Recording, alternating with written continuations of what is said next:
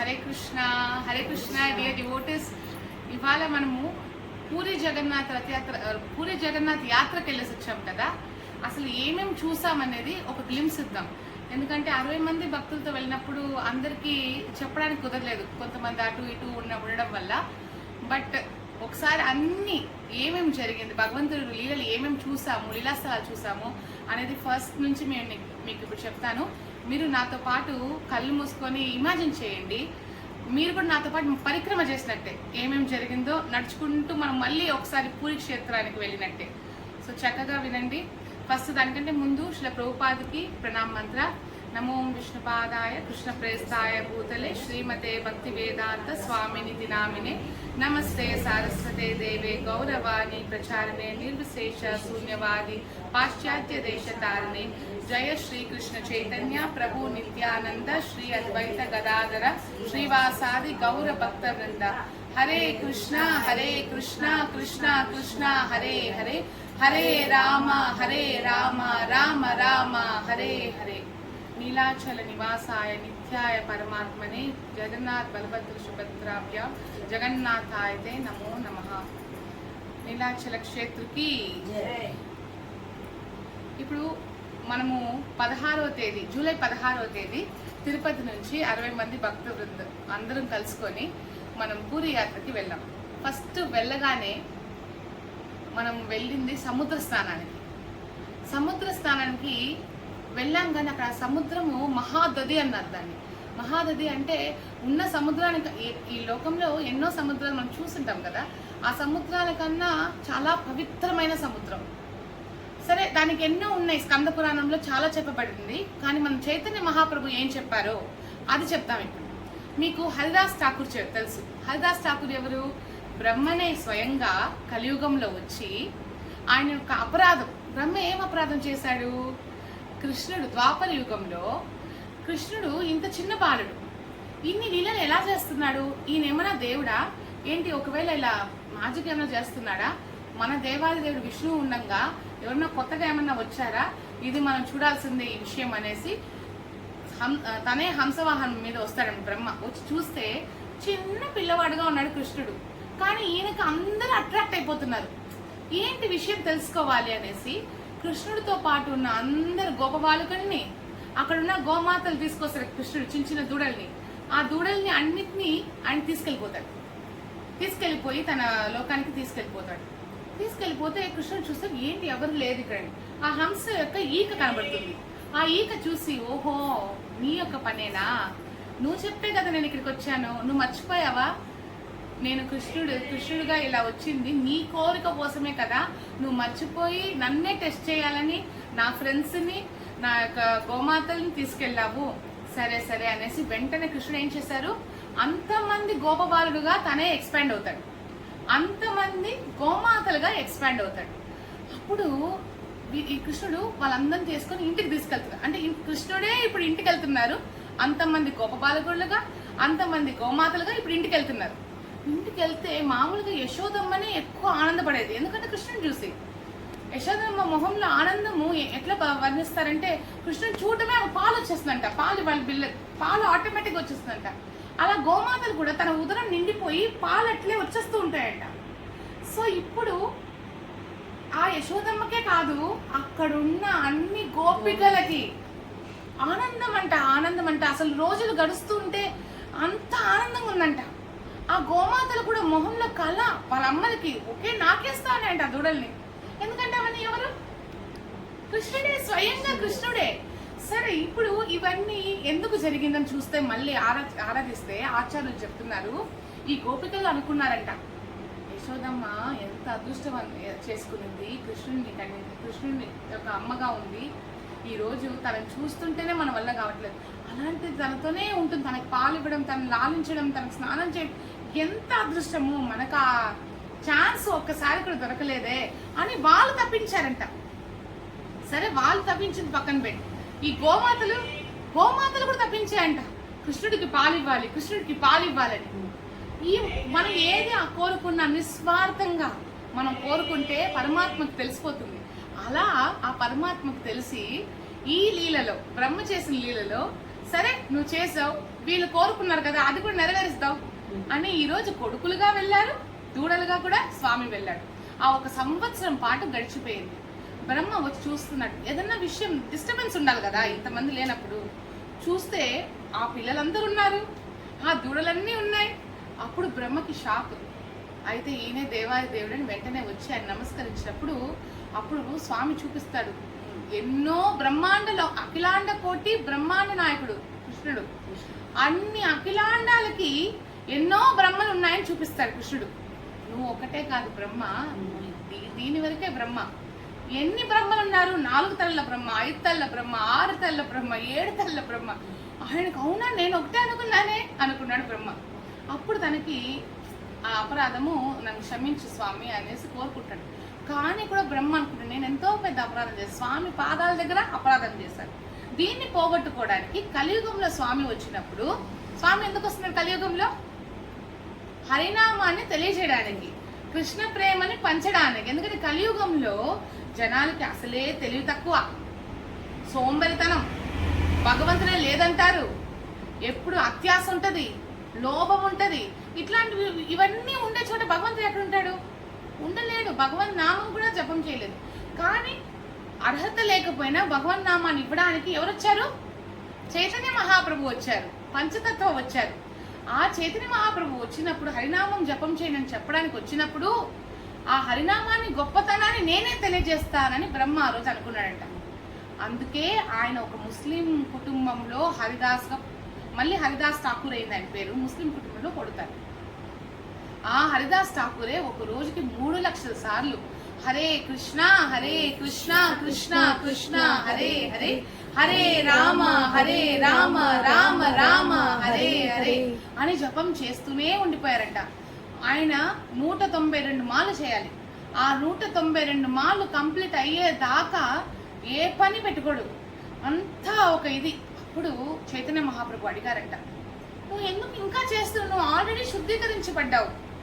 ఎవరైతే ఒక 16 మాలు జపం చేసినప్పుడే వాళ్ళ లోపల తీర్థరాజ వచ్చేస్తారు. శుద్ధనామం చేయాలి. కాబట్టి శుద్ధనామం అంటే విరహం రావాలి. నయనం గలదాశ్రుదారయ వదనం గద్గద రుద్దయాగిర పులకై నిశ్చితం వపు కథ తవనామ గ్రహేణ భవిష్యతి. చైతన్య మహాప్రభులో చెప్తున్నారు, ఓ కృష్ణ, నీ నామం తీసుకున్నప్పుడు నా కంట్లో నీళ్ళు ఎప్పుడు వస్తుంది, నా మాటలు ఎప్పుడు తడబడుతుంది, నా రోమం ఎప్పుడు నిక్కబరుచుకుంటుంది, ఎప్పుడు ఇదంతా జరుగుతుంది కృష్ణ నాకు అని చైతన్య మహాప్రభువే. ఆయనకు జరిగేదే అది. స్వయంగా ఆయనే భక్తావతారంలో వచ్చాడు. కానీ ఆయన మనకు తెలియజేస్తున్నారు. శుద్ధనామం గనక మనం తీసుకుంటే హరే కృష్ణ కృష్ణ కృష్ణ హరే హరే, హరే రామ రామ రామ హరే హరే అని శుద్ధంగా స్వామి నాకు నువ్వే కావాలి అని ఆయన పాదాలను పట్టుకుంటూ ఆ నామాన్ని నిజంగా తీసుకుంటే ఈ లోకం మీద విరక్తి మనకి రాకపోయినా రప్పిస్తాడు భగవంతుడు. సో రప్పించినప్పుడు కన్నా మనం తెలుసుకోవాలి, ఇదే ఆయన శాశ్వతము, ఇవన్నీ కాదని తెలుసుకోవాలి. యాక్చువల్లీ అలా విరక్తి రప్పిస్తాడంటే భగవంతుడు మన మీద ప్రేమ ఉందని రప్పిస్తాడు. అందరికి రప్పిడే. చాలా మంది ఎలా ఉన్నారండి, చాలా బాగున్నామండి అంటారు. ఎందుకంటే వాళ్ళకి ఇంకా విరక్తి రాలేదు, ఎందుకంటే వాళ్ళు కోరుకోవట్లేదు. కానీ భగవంతుడికి ఈ జీవుడు నాకు కావాలి అని భగవంతుడు ఎన్నుకున్నాడంటే ఎక్కడ లేని విరక్తి రప్పిస్తాడనమాట. అన్ని తెలియజేస్తాడు, మాయని తొలగిస్తాడు. తొలగించినప్పుడు మనం తెలివైన వాళ్ళు ఏం చేయాలా?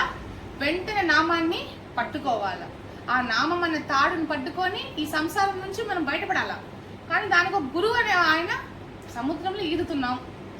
ఈదేవాడికి ఏం కావాలా? సముద్రంలో ఈదేవాడికి ఏం కావాలా? తిండి గిండి ఏమి ఇచ్చినా నాయన నేను ఈదుతున్నా, ముందు నన్ను బయటపడే. అప్పుడు ఎవరు రావాలా? ఎవరో ఒక ఆయన నా బోటు తీసుకొని రావాలా. ఆ బోటు డైరెక్ట్ చేసే ఆయన ఆచార్యులు, గురువులు. ఆ ఈదే వాళ్ళకి తెలియజేయడానికి నేనున్నాను, ఎక్కేయండి అని చేయిస్తాడంట గురువు ఇచ్చినప్పుడు. ఎక్కితే ఒకే క్షణంలో ఆ సముద్రం అంత నీళ్లు కూడా చిన్న డ్రాప్ లాగా ఆ బోటు కింద అయిపోతుందంట. చిన్న డ్రాప్ టక్కన అది దాటిందే గోలోకం అంట. అది ఆచార్యుల యొక్క, గురువు యొక్క మహత్వం. ఆయన కానీ మన జీవితంలో వచ్చారని అంటే ఈజీగా ఇంత పెద్ద సముద్రాన్ని కూడా అట్లే దాటేయగలుగుతాం.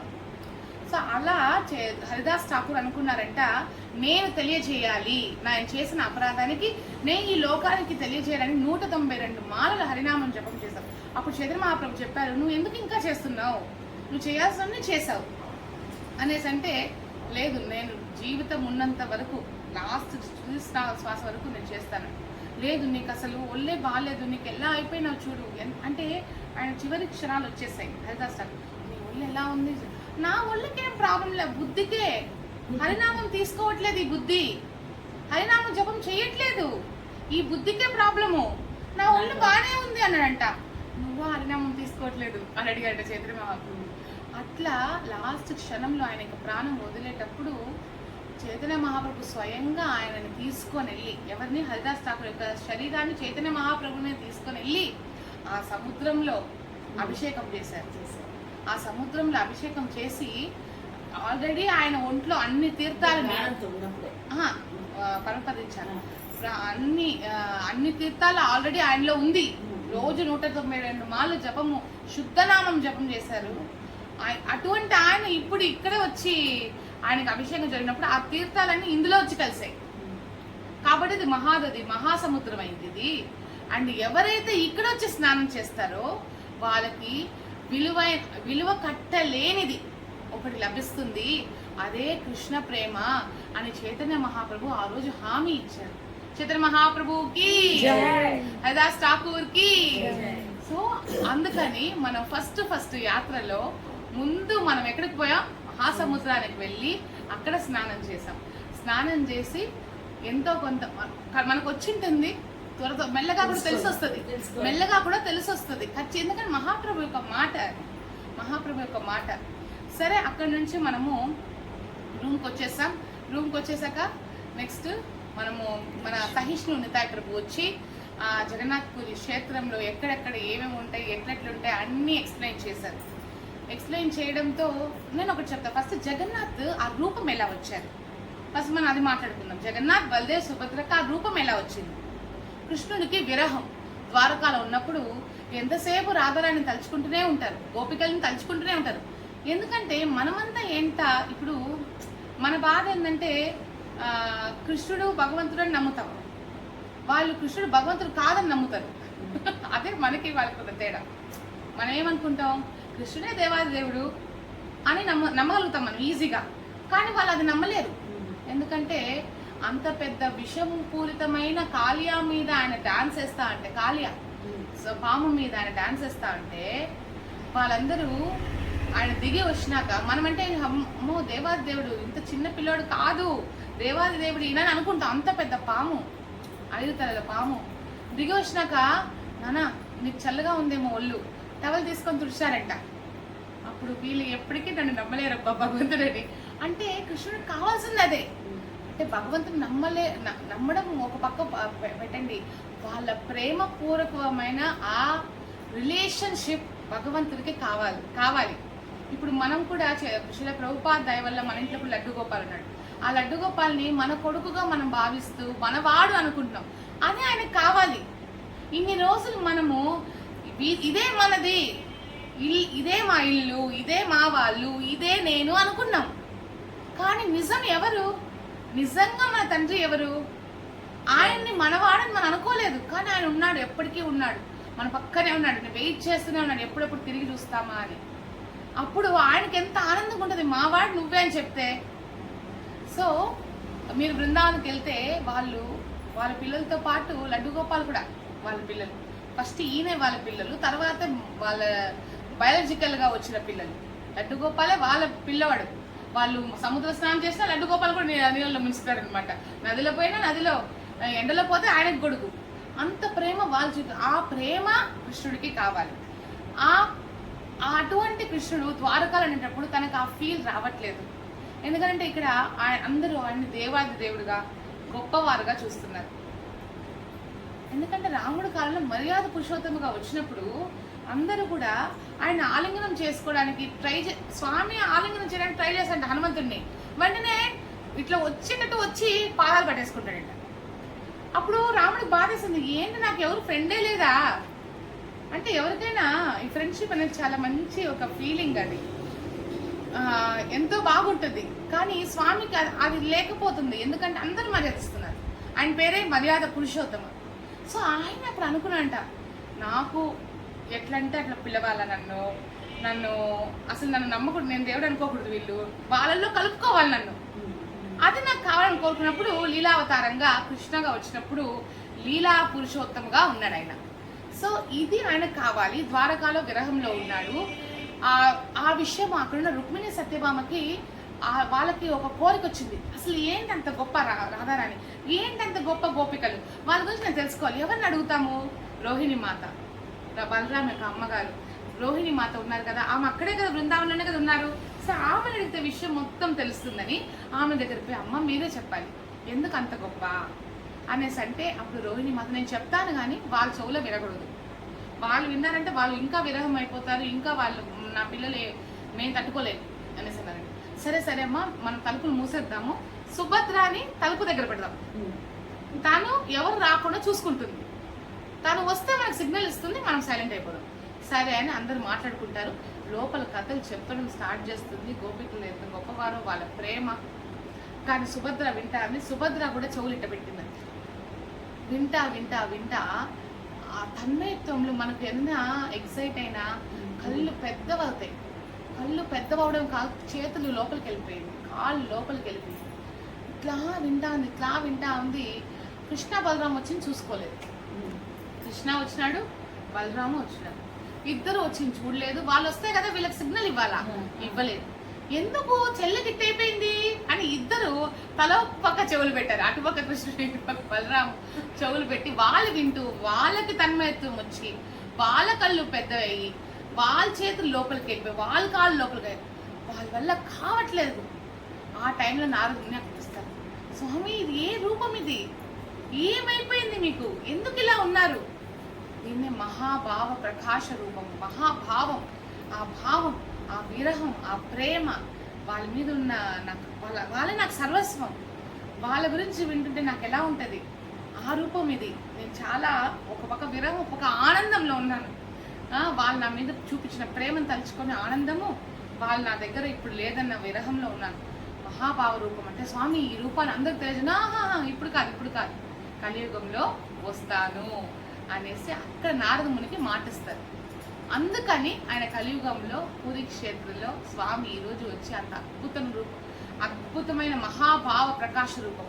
చాలా ఆనందంగా ఉంటాడు, చాలా పెద్ద కళ్ళు, మనలో ఉన్న మంచివి మాత్రం పెద్ద చేసి చూడడానికి అంత పెద్ద కళ్ళు. రంగనాథుడు కళ్ళు మూసుకొని ఉంటాడు. రంగనాథుడు శ్రీరంగంలో కళ్ళు మూసుకొని పడుకొని ఉంటారు. ఎందుకంటే మీలో మంచి నేను చూడలేనయ్యా, మీరు దర్శనం చేసుకొని పోండి, ఎందుకంటే నాకు కనబడట్లేదు. కానీ జగన్నాథ్ ఒక చిన్న మంచి ఉన్న దాన్ని పెద్ద చేసి చూస్తారు. అలా ఆయన దర్శనం ఇస్తున్నారు, ఇలా ఈయన దర్శనం ఇస్తున్నారు. జగన్నాథ్, బలదేవ్, సుభద్రాని మనం దర్శనం చేసుకుంటాము. ఇంద్రదుమ్న మహారాజు యొక్క కోరిక మేరకు జగన్నాథ్ కిందకి వస్తారు. సో జగన్నాథ్ చాలా ఆ రోజు కొన్ని రష్ ఉన్నా కూడా ప్రేమగా జగన్నాథ్ని చూడబోతున్నాము అన్న తపనతో ఎలాగో వయసైన వాళ్ళు కూడా చాలా ప్రేమగా దర్శనం చేసుకున్నారు. అందరూ వెళ్ళినాక దగ్గర 2 గంటల దర్శనం భాగ్యం నాకు దొరికింది. ఎందుకంటే స్వామిని మొత్తం ఏకాంత సేవ, మొత్తం ఆయన డ్రెస్, ఆయన పూలన్నీ తీసేసి యాజ్ ఇట్ ఈజ్గా అట్లే ఇలా చూస్తున్నట్టు, ఏదో మాట్లాడుతున్నట్టు ఆ ఫీల్ కలిగిందనమాట. 2 గంటలు ఆ రోజు తృప్తిగా స్వామి దర్శనం అయింది. సో ఆ దర్శనం అయిపోయినాక సంతోషంగా అందరం పడుకున్నాం. నెక్స్ట్ రోజు మార్నింగ్ కోనార్క్ బస్ ఎత్తుకొని మనం కోనార్క్ టెంపుల్కి వెళ్ళాం. కోనార్క్ టెంపుల్ సూర్యుడి గుడి, అది మీకు తెలుసు, ఆర్కియలాజికల్ డిపార్ట్మెంట్ చాలా అద్భుతంగా అన్నీ కూడా ఒక మనిషి లేచినప్పటి నుంచి ఏమేం పనులు చేయాలి, ఫైనల్గా ఏం పని చేయాలి, దేవుడు భక్తి మార్గం ఎంచుకోవాలి అనేది క్లియర్గా అక్కడ గైడ్ కూడా ఎక్స్ప్లెయిన్ చేశారు. సిద్ధార్థులు కూడా చాలా చక్కగా అందరికి చెప్పారు. సో అక్కడ నుంచి మనం ఎక్కడికి వెళ్ళాము, లింగరాజ్ టెంపుల్కి వెళ్ళాము. శివుడు తన భక్తుడి కోసము, తన భక్తుడి యొక్క కోరిక మేరకు శివుడు స్వామిని, కృష్ణుని చంపాలనుకుంటాడు. కాశీరాజు యొక్క కొడుకు కృష్ణుని చంపాలని తపంతో ఉంటే శివుడిని కోరుకుంటాడు, కృష్ణుని చంపాలి, మీరే నాకు తోడ్పడాలంటే శివుడు భక్తుడు ఏమడిగితే ఒప్పుకుంటాడు కదా, సరే అనేస్తాడు. సరే అని గొడవకి వెళ్ళిపోతాడు కదా. గొడవకి వెళ్ళినప్పుడు ఆయన సుదర్శనం వదలడము, ఇలా ఆయన త్రిదండం వదలడము స్వామి మీద, అప్పుడు స్వామి ఒక చోట ఆపి, నీకేమైంది, నా మీద గొడవకొచ్చావు, నా మీద కిందకు వచ్చావు, అసలు వైష్ణవానాం యథాశంభు, ప్రతిక్షణం నా నామ జపమే నీ నాలుక మీద పోతుంది, మనమిద్దరము హరిహరగా ఉంటాము, అలాంటిది నా మీదకి నన్ను ఏం చేయమంటావు స్వామి, నా యొక్క భక్తుడు వచ్చి కోరుకుంటే నేను లేదని ఎలా చెప్పను, ఇలా నేను, అది అహంకారమే కదా స్వామి మీదకే వెళ్ళడము, నాకు ఎలా ఇలా వచ్చిందో.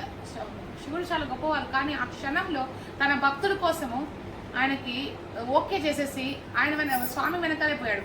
కాబట్టి నాకు ఇది పోవాలంటే ఏం చేయాలి, మీరే నన్ను కాపాడండి అంటే అప్పుడు చెప్తాడు, నువ్వు పూరి క్షేత్రంలో ఎప్పుడు నువ్వు ఉండిపోవాలి, ఇక్కడే ఉండి నన్ను నా యొక్క సాంగత్యంలో ఉండిపోతే. ఇప్పుడు మనం కూడా చూడండి, పొద్దున్న నుంచి జపం చేస్తూ స్వామి భగవద్గీత వింటూ లేదా శ్రవణం చేస్తూ డిస్కస్ చేస్తూ ఉంటే రోజంతా ఎంతో సత్వగుణంలో ఉండిపోతాం.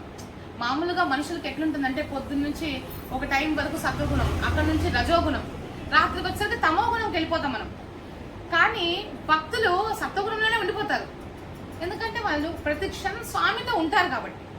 ఉండమంటే శ్రవణం చేయడం, ఆయన గురించి మాట్లాడుకోవడం, ప్రసాదం స్వీకరించడం, జపం చేయడం, ఇవన్నీ చేయడం. అదేలాగా స్వామి చెప్తున్నాడు, నువ్వు నాతోనే ఉండిపో, సాంగత్యంలో ఉండిపో, నీకు ఏమాత్రము అలాంటి అహంకారం ఆ ఫీల్ రాదు. అందుకని అక్కడ లింగరాజు 12 జ్యోతిర్లింగాలు చేసిన దర్శనం చేసుకుంటే వచ్చే భాగ్యం ఆ గుడికి వెళ్తే వస్తుంది అనమాట. అక్కడ ఆది హరగా శివుడు ఉంటాడు. అక్కడ లింగం చుట్టూ లింగరాజు ఆయన చుట్టూ శాలిగ్రామాలు ఉంటాయి, అంటే వాళ్ళిద్దరూ కలిసి ఉంటారనమాట. సో పైన మనము మామూలుగా త్రిదండం చూడాలా, శివుడు కదా, కానీ మనం ఏం చూస్తాం అక్కడ, దాంతోపాటు ఏం చూసాం, బాణం, రాముడు వాడిన బాణం గుడికి పైన మనం చూసాం గుర్తుంటే. సో ఇవన్నీ చక్కగా దర్శనం చేసుకొని లింగరాజు నుంచి మనం ముందుకెళ్ళాం. ఎక్కడికి వెళ్ళాం, సాక్షి గోపాల్ దగ్గర వెళ్ళాం. సాక్షి గోపాల్ ఎంత, ఎవరైతే భగవంతుడే లేదనే వాడికి ఒక టైట్ స్లాప్ అనమాట సాక్షి గోపాల్ యొక్క స్టోరీ. ఇప్పుడు ఒక బ్రాహ్మణుడు ఉన్నారు. ఆ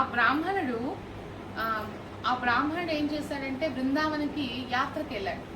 తనతో పాటు ఆయన వయసు ఆయన వృద్ధుడు, ఆయనతో పాటు ఒక వయసులో ఉన్న ఒక ఆయన కూడా వెళ్ళినప్పుడు ఈయనని చాలా చక్కగా చూసుకున్నారంట. ఆ బ్రాహ్మణుడిని ఆ వయసులో ఉన్న ఆయన చాలా చక్కగా చూసుకున్నారంట. బృందావనంలో అన్ని చోట దర్శనాలన్నీ చూపించాడంట. ఈ కాలంలో లాగా ఆ కాలంలో అన్ని నడకే, ఇప్పుడు లాగా ఆటో ఉంది, బ్యాటరీ సైకిల్ ఉంది, అప్పుడు ఏమీ లేదు. అప్పుడు దగ్గర నుంచి చూసుకున్నాడు కదా. అప్పుడు అక్కడ ఉన్న బృందావనంలో ఉన్న గోపాల్ ముందు చెప్పారంట, నీకేమైనా చేయాలి అనేసి అన్నాడంట ఆ బ్రాహ్మణుడు. మీరు పర్వాలేదు, ఇది నాకు కర్తవ్యము, మీరు తీర్థయాత్రకని వచ్చారు, నా వల్ల ఆయన సహాయం చేశారు, లేదు నీకేమైనా చేయాలి అనేసి అంటే అప్పుడు ఆయన అనుకున్నాడు, సరే నా యొక్క కూతుర్ని నీకు పెళ్లి చేసి ఇచ్చేస్తాను అనేసి అనంట.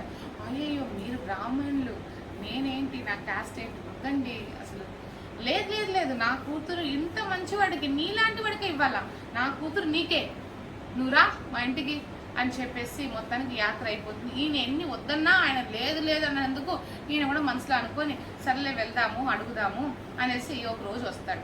ఆ వచ్చేలోపు వాళ్ళ ఇంట్లో ఒకే గొడవ అనమాట. వాళ్ళ ఆవిడ, మీరెట్లండి మాటిస్తారు,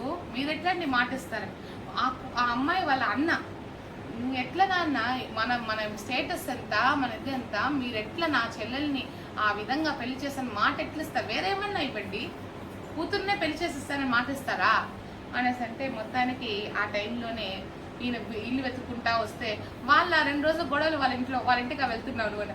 అవును, వాళ్ళ ఇంటికి ఒకసారి మాట్లాడిస్తే వస్తే ఆ బ్రాహ్మణుని చూసి, మీరేనండి ఆ రోజు చెప్పారు కదా మీ కూతుర్ని నాకు పెళ్లి చేస్తాను, అప్పుడు ఆయన నువ్వు ఎవరు అని అడిగారంట. అంతే ఈయనకి పాపం ఆయనకే బాధగానే ఉంది నువ్వెవరని అనడానికి, ఎందుకంటే ఆయన చెప్పలేక ఇంక ఇంట్లో పరిస్థితి అది అలా చెప్పాడు. ఈయనకి అప్పుడు అదేంటి నన్ను ఎవరు అని ఆయన నిలదీస్తాడు. అక్కడ నిలదీసేసరికి అప్పుడు ఆ అబ్బాయి వస్తాడు, ఎవరు వాళ్ళ అన్న, ఆ అమ్మాయి వాళ్ళ అన్న వచ్చి, నిజంగా ఇప్పుడు ఎవరన్నా సాక్షి ఉన్నారా, మా నాన్న చెప్పినా సాక్షి ఎవరన్నా ఉన్నారా, ఉంటే తీసుకొని రా పెళ్లి చేస్తాం, గోపాలే ఉన్నాడంట. అయితే ఆ గోపాలే వస్తాడేమో చూడు, వస్తే నేను పెళ్లి చేస్తానన్నాడు.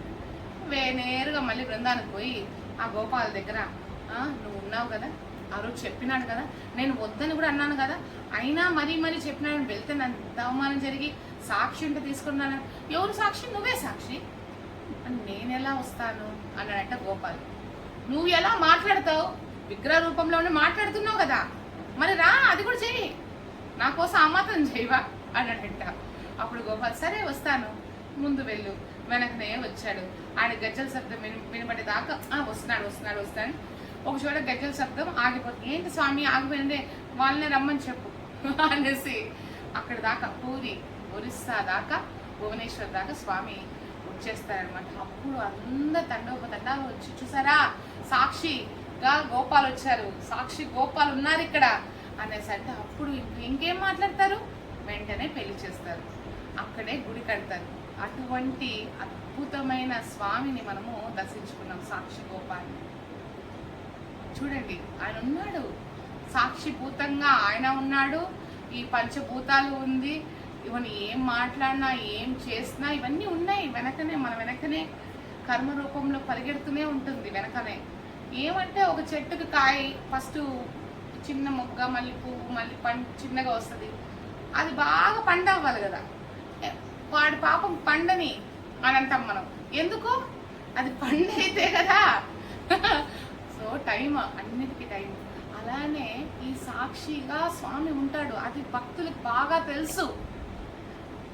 ప్రతి ఒక్క క్షణం కూడా అడుగడుగు కూడా జాగ్రత్తగా వేస్తారు భక్తులు, అండ్ నమ్మకంతో వేస్తారు. ఆ నమ్మకమే వాళ్ళని కాపాడుతుంది. ఇంత అద్భుతమైన లీల వల్ల మనకి స్వామి మనతోనే ఉన్నాడనేది ఇంకా బాగా తెలియజేస్తుంది. ఆయన పోయి డైరెక్ట్గా చూడడం ఇంకా ఆనందం మనకి అయింది. మళ్ళీ సాక్షి గోపాల్ తర్వాత ఆ రోజు మనం ఏం చేయలేదు, ఆ రోజు వెళ్ళి మనము నిద్రించాము. నెక్స్ట్ రోజు అంటే ధామంలో రెండో రోజు నిద్రించాము. మళ్ళీ నెక్స్ట్ రోజు పొద్దున్న లేచి అల్లర్నాథ్ గుడికి వెళ్ళాము. ఆల్వార్నాథ్నే అల్లర్నాథ్ అనేసి అంటారు. అక్కడ లక్ష్మీదేవి చాలా అద్భుతంగా ఉన్నారు. సరే ఇక్కడ ఎందుకు ఇక్కడ స్వామి వచ్చారంటే ఒక ఆల్వార్ కోసం స్వామి ఇక్కడ, మన ఆల్వార్లు 12 మంది ఆల్వార్లు, అందులో ఒక ఆల్వార్ కోసం ఈయన ఇక్కడ దర్శనం ఇచ్చారు. ఇప్పుడు జగన్నాథ్కి స్నానయాత్ర జరుగుతుంది, సంవత్సరంలో ఒకసారి జగన్నాథ్ని స్నానం చేయిస్తారు. అప్పుడు బిడ్డకి బాగా జ్వరము, కోల్డ్ అన్నీ వచ్చేస్తుంది, ముగ్గురికి వచ్చేస్తుంది. ఎందుకంటే అసలు ఏమన్నా నీళ్లు పోస్తారా? 3 కోటి దేవతలు, మనం పోసేది అక్కడున్న పాండాలు పోసేది మనం చూస్తాం, 3 కోటి దేవతలు పోస్తారు అంటారు. ఆయనకి ఏమైంది? జ్వరం వచ్చేస్తుంది. అప్పుడు 10 రోజుల పాటు టెంపుల్ మూసేసి ఉంటారు. అప్పుడు మన మహాప్రభు చైతన్య మహాప్రభుకి జగన్నాథ్ని చూడకుండా ఉండలేదు. ఎందుకు చూడకుండా ఉండలేరు అంటే, చైతన్య మహాప్రభు ఎవరు? రాధారాణి భావం, కృష్ణుని చూడాలనే తపన. రాధారాణి కృష్ణుని చూడాలని తపన ఉండేదే చైతన్య మహాప్రభు. జగన్నాథ్ ఎవరు చెప్పండి? జగన్నాథ్ ఎవరు? కృష్ణుడే. రాధారాణిని చూడాలనే తపన చైతన్య మహాప్రభుకి. చైతన్య మహాప్రభు రాధారాణి, కృష్ణుని చూడాలని తపన. జగన్నాథ్ ఎవరు? కృష్ణుడు, ద్వారకాలోని కృష్ణుడు. రాధారాణిని చూడాలని తపన. వీళ్ళిద్దరు చూడకుండా ఉండగలుగుతారా? ఒక్కరోజన్నా వీళ్ళిద్దరు చూడకుండా ఉండగలుగుతారా? ఇప్పుడు స్నానయాత్ర వల్ల తలుపులు మూసారు. అప్పుడు చైతన్య మహాప్రభు నేరుగా అల్లర్నాథ్కి వచ్చేవారంట. వచ్చి అట్లే అల్లర్నాథ్ని స్వామిని చూసిన వెంటనే అక్కడ రాధాకృష్ణ ప్రేమ అనేది కనబడిందంట చైతన్య మహాప్రభు. వెంటనే అట్లే కరిగిపోతే ఆ ప్రేమకి అక్కడ ప్రణామాలు చేసినప్పుడు ఆ రాయి ఆయన ఎక్కడైతే ప్రణామం చేశారో ఆ నేల అట్లే కరిగిపోయింది. ఆయన యొక్క అంగాలు కూడా అట్లే అక్కడ ఉండిపోయింది అనమాట. దాన్ని మనం దర్శనం చేసుకున్నాం. అల్లర్నాథ్ స్వామిని దర్శనం చేసుకొని వారి పక్కనే మహాప్రభు యొక్క అంగాలు అట్లే టచ్ అయింది నేల, అట్లే దర్శనం చేసుకున్న భాగ్యం మనకు ఆ రోజు దొరికింది. సో అల్లర్నాథ్ యొక్క దర్శనం అయింది. అల్లర్నాథ్లో ఒక విషయం ఏంటంటే, వేడిగా పాయసం పెడితే ఆయన పెట్టి ఒక ఆల్వార్ యొక్క కొడుకు వేడి పాయసం పెడితే స్వామి అట్లనే తిను ప్రశాంత్ స్వీకరించి వెంటనే తీసుకుంటాడు అనమాట. కాలిపోతుంది. ఆ కాలిపోయింది కూడా మనకు పూజారి చూపిస్తారు. అంటే దీన్ని బట్టి మనం ఏం తెలుసుకోవాల్సింది, తొందరగా నైవేద్యాలు పెట్టేస్తే మనం ప్రసాదాన్ని తీసుకోవాలనేసి వేడిగా బిడ్డకు పెట్టద్దండి. స్వామికి కొంచెం ఆరనివ్వండి. మనం తినగలుగుతామా? తినలేం కదా వేడిగా, అంత వేడిగా. కొంచెం ఒక లూక్ వామ్, మరీ చల్లగా అవ్వకూడదు, మరీ వేడిగా ఉండకూడదు. కొంచెం అన్న ఇదైనప్పుడు అప్పుడు తీసుకెళ్ళి, చాలా కొంతమంది తెలియకుండా వేడిగా పాలు అట్లే పోసి అట్టే తీసుకెళ్ళి పెడతారు.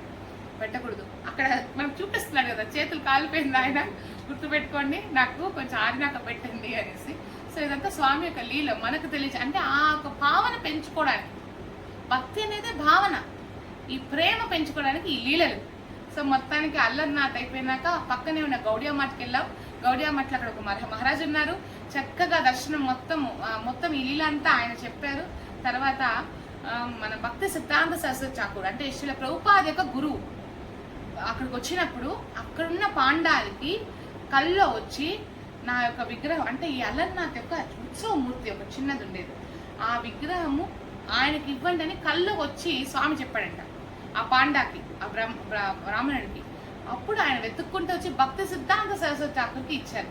సో గౌడియా మఠలో ఆ అల్లర్నాథ్ యొక్క చిన్న విగ్రహం కూడా మనం దర్శించుకొని మా భక్తి సిద్ధాంత సరస్వతి ఠాకూర్ సేద తిన్న చోట, ఆయన ఉన్న చోట అన్ని చూసుకొని అక్కడ చక్కగా ఒక ఫీస్ట్ ప్రసాదం, ముఖ్యంగా ఖీర్ ప్రసాదం చాలా ఫీస్ట్ మంచిగా జరిగింది. దాంతో మనము రూమ్కి తిరిగి వచ్చాక మళ్ళీ మధ్యాహ్నం లోకల్ టెంపుల్స్ కానీ స్టార్ట్ అయ్యాం. లోకల్ టెంపుల్స్లో ఫస్ట్ మనం చూసింది చెప్పండి, సిద్ధబక్కుల్ని చూసాం. సిద్ధబక్కుల ఏంటంటే ఆ ప్లేస్లోనే హరిదాస్ ఠాకూర్ కూర్చొని జపం చేసేవారు. ఆయన అంత జపం పవర్ కదా, అది అన్ని నామజపాలు. సో అక్కడ ఆ ప్లేస్కి ఎప్పుడు చైతన్య మహాప్రభు వస్తూ వెళ్ళేవాళ్ళు, ఎప్పుడు హరిదాస్ ఠాకూర్ యొక్క అసోసియేషన్ కావాలని మహాప్రభు వచ్చేవాళ్ళు. అది మహాప్రభు యొక్క అట్లా నడుచుకునేవారు మహాప్రభు. భక్తులు అంటే మహాప్రభుకి అంత ప్రాణం. అలానే ఎవరికైనా అహంకారం ఉన్నా అట్లే తీసేస్తారు, నవ్వుతూనే మాట్లాడుతూనే దాని గురించి తెలియజేస్తారనమాట. మీరు చైతన్య చరితామృత చదివితే విన్నా కూడా మీకు అర్థమయ్యేది ఏంటంటే అదే. అందుకే అంటారు భగవద్గీత ఒకవేళ 10th ఇంటర్ అనుకుంటే కూడా, భాగవతము డిగ్రీ అనుకుంటే, చైతన్య చరితామృత PhD రీసెర్చ్.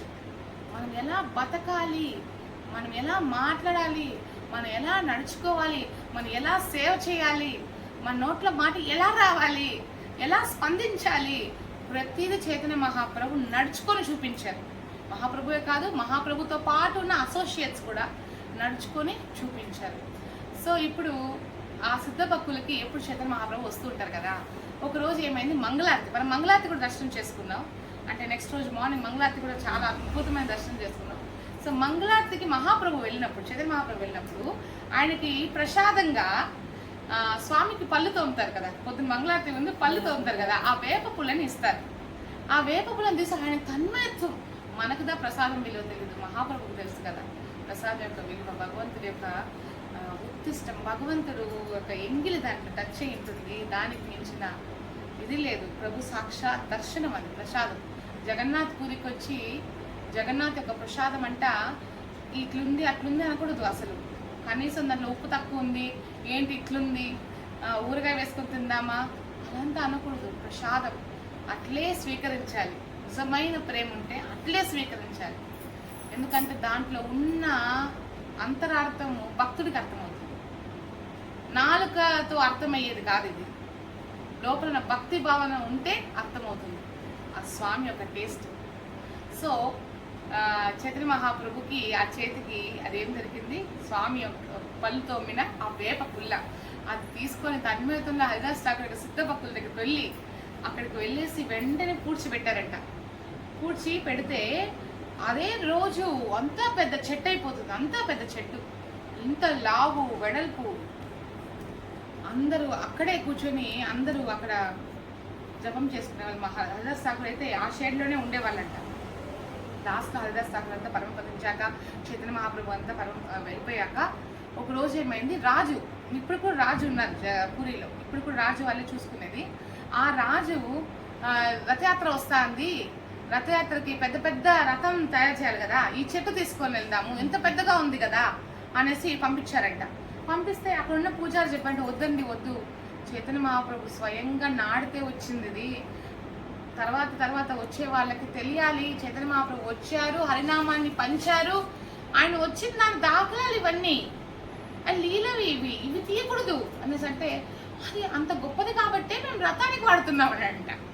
ఈయనకి ఏం మాట్లాడాలి అర్థం కాలేదు, ఏం చెప్పాలి వీళ్ళకి తెలియట్లేదు అనేసి గొమ్మను పడుకొని బాధపడుతూ మహాప్రభుకి చెప్పుకున్నాడంట. ఏం చేయాలి మహాప్రభు కల్లో అంటే మాట్లాడుకుంటూ ఉండిపోయారు.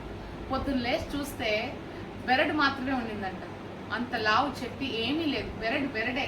అంటే లావుగా ఉంటేనే కదా వాడగలుగుతారు రథానికి, బెరడుగా ఉంటే అలా స్వామి తెలియజేశారు లీల. సో ఇప్పటికీ ఆ బెరడుని మనం వెళ్ళి అందరం దర్శనం చేసుకున్నాం, చాలా చక్కగా దర్శనం చేసుకున్నాం. సిద్ధపక్కలు అక్కడ పోతే అంటే సిద్ధించిన చెట్టు అది. కాబట్టి మనం అక్కడికి వెళ్ళి మాకు కూడా ప్రేమ కావాలి స్వామి మీద అలాంటివి కోరుకున్నామంటే వెంటనే జరిగే ప్లేస్ అది. అలాంటి ప్లేస్లో కూర్చొని చాలాసేపు కథ విన్నాం, శ్రవణం చేసాం. చాలా చక్కగా సహిష్ణుతాయి కూర్చొని చాలా బాగా భావనతో కీర్తన చేసి కథ చెప్పి అంత బాగా చెప్పారనమాట. ఆ రోజు చాలా బాగా జరిగింది. యాత్ర అంటే ఊరికే వెళ్ళి వచ్చేయడం కాదు, శ్రవణం చేయాలి. అక్కడ కూర్చొని ఒక మాలన జపం చేయగలగాల ఆ ప్లేస్లో, అప్పుడు ఆ ఫీల్ మనకు కలుగుతుంది. సో అటువంటి అద్భుతమైన విశేషమైన ప్లేస్ నుంచి ముందుకు కదిలాం. ముందుకు పరిక్రమ లాగా నడుచుకుంటూనే వెళ్ళాం అందరము. ఎక్కడికి వెళ్ళాం నెక్స్ట్? సిద్ధపక్కుల నుంచి మనం ఎక్కడికి వెళ్ళాం? శ్వేతగంగా, మళ్ళీ గంభీర అంటే చైతన్య మహాప్రభు లాస్ట్లో ఎప్పుడు ఉన్న ప్లేస్ అనమాట, ఉన్న ఇల్లు, మహాప్రభు ఉన్న ఇల్లు అనమాట. ఆయన బాగానే ఉంటారు, మహాప్రభు ఉన్నట్టుండి తన్మయత్వంలోకి వెళ్ళిపోతూ ఉంటారు.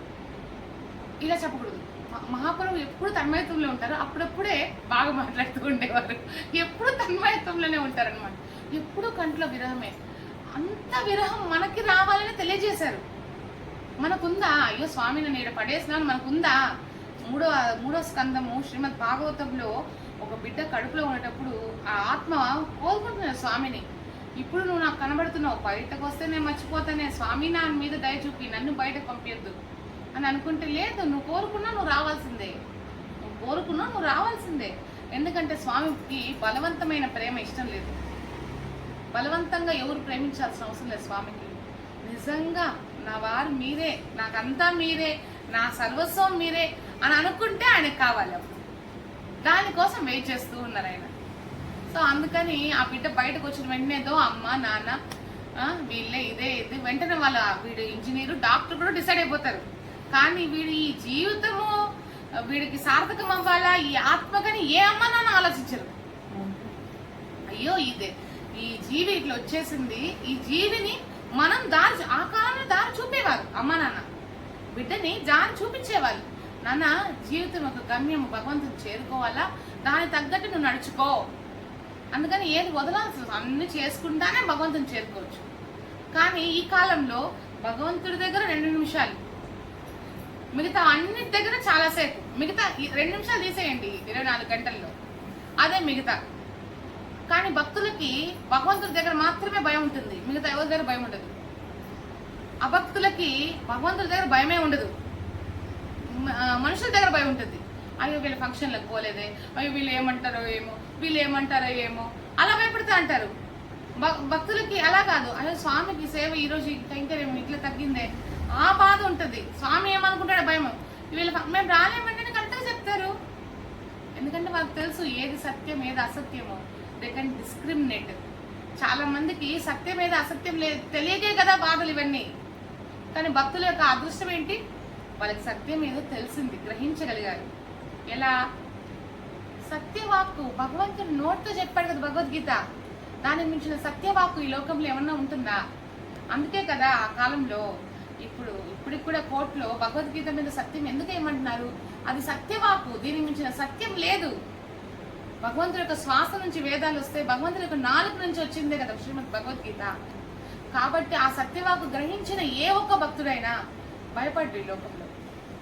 స్వామి చెప్పాడు, నా యొక్క భక్తులకి నేనున్నాను ఎప్పటికీ, వాళ్ళు కింద పడినా క్షిప్రం భవతి ధర్మాత్మ శాశ్వత శాంతి నిగచ్చతి కౌంతేయ ప్రతిజానేహి నమే భక్త ప్రణశ్యతి. వాళ్ళ కింద పడిపోయిన నా భక్తులు అతి త్వరలో ఇంకా మంచి ధర్మాత్మలు అవుతారు. క్షిప్రం భవతి, త్వరలో భక్తులు ధర్మాత్మలు అవుతారు, వాళ్ళ మనస్సు శాంతింపబడుతుంది, శాశ్వత శాంతి, శాశ్వతమైన శాంతి వాళ్ళ మనసులో కలుగుతుంది. నేనున్నానన్న ధైర్యం కదా. అప్పుడు మళ్ళీ చెప్పాడు, కౌంతేయ ఓ అర్జున అందరికి తెలియజేయి, నమే భక్త ప్రణశ్యతి, నా యొక్క భక్తులకి ఏ లోటు ఉండదు, ఎప్పటికీ ఏమి జరగదు, నేనున్నాను. అలాంటిది ఆ ధైర్యం భక్తులకే ఉంటుంది, అభక్తులకి ఆ ధైర్యం ఉండదు. భయం భయం భయం భయం భయం భయంతోనే బతుకుతుంటారు. కానీ వాళ్ళ ధైర్యం వాళ్ళ మీద ఉంటుంది. వాళ్ళ ధైర్యం ఎవరి మీద ఉంటుంది? వాళ్ళ మీదే ఉంటుంది. నేను చూసుకుంటానులే, నాకు తెలుసులే, నా చేతిలో ఉందిలే, లాస్ట్ తెలిసి వస్తుంది, మన చేతిలో ఏం లేదు. సో ఇప్పుడు మనం ఎక్కడికి వెళ్ళాం? గంభీరాకి వెళ్ళాం. హరే కృష్ణ. గంభీరాలో ఏం చూసాం? చైతన్య మహాప్రభు ఎప్పుడు తన్మయత్వంలో ఉంటాడంట. తలుపులు మూసేసి చీకటిగా ఉంటుందంట. ఏమన్నా తలుపు చేస్తే అట్లే గోల్డెన్ కలర్, అట్లే ఎఫల్జెన్స్ గ్లో ఉంటుంది అనమాట మహాప్రభు పైన. అప్పుడు అనుకుంటారంటే ఏంటి ఇంత గ్లో అంటే మహాప్రభు స్వయం కృష్ణుడు, అంత ఒక గ్లో. ఆయన ఆ తపనతో ఆ గంభీరాల్లో ఆ రూమ్ లో ఉండిపోయారు చాలా రోజులు. ఆ రూమ్ని మనము చిన్న హోల్ ద్వారా చూసాం, అంటే లోపలికి అలో లేదు, చూసాం. మన చైతన్య మహాప్రభు యొక్క పాదుకలు చూసాం, ఆయన కమండలం చూసాం, స్వయంగా ఆయన వాడిన కమండాలం, ఆయన పాదుకలు చూసాం. అక్కడ ఒక రాధాకృష్ణుడి విగ్రహం కూడా చూసాం. రాధా వినోద్ అనుకుంటా, రాధాకృష్ణ వినోద్. అది ఏంటంటే జగన్నాథ్ మందిరంలో ఉండేవారు ఆ రాధాకృష్ణుడు. జగన్నాథ్ మందిరంలోనే ఉండేవాళ్ళు. ఈ కిచెన్ నుంచి నైవేద్యాలు తీసుకొని వచ్చేటప్పుడు ప్రతిసారి జగన్నాథ్ చూస్తున్నాడంటే ఆ స్వీట్లు తగ్గుతుంది అనేసి, ఏంటి స్వీట్లు తగ్గిపోతుంది అని ఇంకోసారి నైవేద్యం పెట్టినప్పుడు స్వీట్లు లేవు. సరే మూడోసారి కూడా చూసేద్దాం అనేసి చూస్తే స్వీట్లు లేవు. సరే ఎవరబ్బా అంటే దారిలో ఎవరైనా రాధా వినోద్, అంటే ఈయన ఎవరైతే గంభీరాల మనం చూస్తామో వీళ్ళిద్దరు ఆడున్నారు. రాధా వినోద్ యాక్చువల్గా ఈయన ఇట్లా తీసుకెళ్ళేటప్పుడు ఇట్లా తీసేసుకుంటున్నాడు అనమాట. అప్పుడు అది ఒక లీలగా చేశారు. మొత్తానికి జగన్నాథ్ చెప్తాడు, చూడు ఆ రాధా వినోద్ ఉండేదాకా నాకు ఇక్కడ స్వీట్ ప్రసాదాలు నైవేద్యాలు రావట్లేదు, ముందు అక్కడి నుంచి చెక్ చేయండి అనేసి ఆయన గంభీరాలు తీసుకొచ్చి పెడతారనమాట. అంత అద్భుతమైన లీల. యాక్చువల్లీ గంభీరాలో రావాలని ఆయనకు కోరిక ఉంది కాబట్టి ఆయన వచ్చారు, దానికి ఈ లీల జరిగింది. సో గంభీరాలో మనం దర్శనం చేసుకున్నాం. అక్కడ నుంచి శ్వేతగంగ, స్వయం గంగాదేవి అక్కడ మనకు ప్రభు కూడా కథ చెప్పారు. ఎలాగైతే ఎవరైతే అందులో ఒకసారి మునిగి చూస్తే వాళ్ళు కాశీలో కనబడినట్టు, మళ్ళీ అక్కడ మునిగి మళ్ళీ ఇక్కడ తేలినట్టు అది జరిగింది అనేసి. సో శ్వేతగంగ చూసాము. ఆ రోజుకి అక్కడ నుంచి గౌడియా మఠ్ వెళ్ళాం. చైతన్య గౌడియా మఠ్కి నడుచుకుంటా పోయినాం. అదే గ్రాండ్ రోడ్లోనే ఉంది చైతన్య గౌడియా మఠ్. అక్కడ ఏంటి అని అంటే గౌడియా మఠ్ అంటే భక్తి సిద్ధాంత సరస్వతి ఠాకూర్ యొక్క పుట్టిన ఇల్లు. అది ఆయన పుట్టింది అక్కడ. భక్తి సిద్ధాంత సరస్వతి ఠాకూర్ శ్రీల ప్రభుపాద యొక్క గురువు. ఎప్పుడైతే రథం వస్తుంది కదా, రథం వచ్చినప్పుడు ఆ ప్లేస్లో చాలాసేపు నిలబడిపోతుందంట. అప్పుడు చాలాసేపు నిలబడితే భక్తి సిద్ధాంత సరస్వతి ఠాకూర్ వస్తే అప్పుడు కొంతసేపు అక్కడ ఉండి అక్కడ లీల జరుగుతుంది. భక్తి సిద్ధాంత సరస్వతి ఠాకూర్ని చిన్నప్పుడే జగన్నాథ్ ఆయనతో లీల చేశాడు. అంటే రథం అప్పుడప్పుడు ఆయన ఇష్టంగా ఆపుతాడు కదా జగన్నాథ్. ఏనుగును బట్టి లాగినా కూడా కదిలేదు కాదంట. స్వామి శంతు ముందు ఏనుగు ఎంత. సో అక్కడ ఆ చైతన్య గౌడియా మఠ్ దగ్గర అన్ని లీలలు జగన్నాథ్ గావించారనమాట. సరే అదంతా చూసుకొని మనం రూమ్కి వెళ్ళిపోయాం. ఆ నెక్స్ట్ రోజు మనం ఎక్కడికి వెళ్ళాం? నెక్స్ట్ రోజు మార్నింగ్ చైతన్య గౌడియా మఠ్ అంతా చూసినాక ఆ నెక్స్ట్ రోజు మార్నింగ్ మనము కొన్ని లీలా స్థలాలని ఆటోలో తిరిగాం. తోటా గోపీనాథ్ వెళ్ళాం.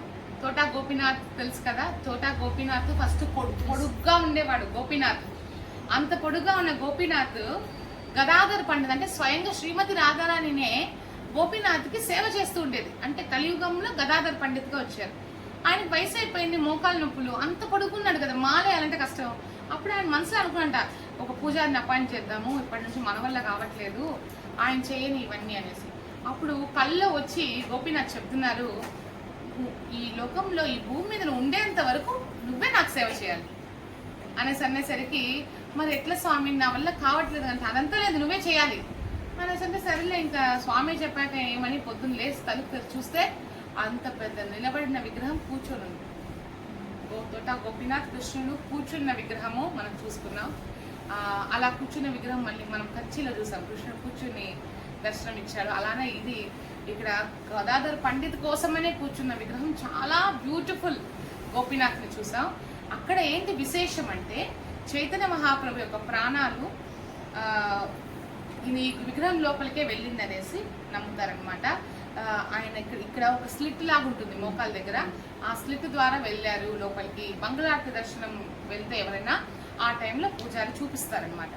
అప్పుడు ఆయన ప్రాణాలు అందులో వెళ్ళినప్పుడు మహాప్రభు యొక్క చద్దరు పైన వేసుకుంటారు, ఆ చద్దరు కింద పడుతుంది అక్కడ. ఆ చద్దరుని కూడా సమాధి చేసి ఇప్పటికీ అక్కడ సమాధి మనం దర్శనం చేసుకున్నాం.